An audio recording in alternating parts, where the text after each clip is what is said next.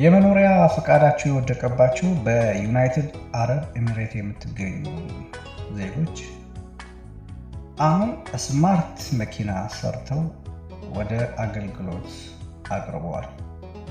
ይህ በጣም ለቴክኖሎጂው ምርጥ የሚባል ግን በአጋጣሚዎች መኖሪያ ፈቃዳቸው አይዲያቸው ለወደቀባቸው ሰዎች ደግሞ ዜናው ጥሩ ያልሆነ ነው።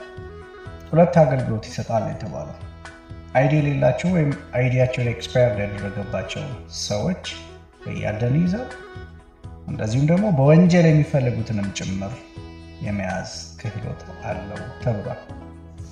ቴክኖሎጂ እዚህ ላይ ደርሷል። ስራ ማጣቱ እንዳለ ሆኖ የስራ መጥፋቱ እንዳለ ሆኖ በዚህ ላይ ደግሞ ይሄ ሲጨመሩበት ነገሮች እየከበዱ እየመጡ ነው። ለማንኛውም እስኪ ሼር አድርጉት ለመጠንቀቅ።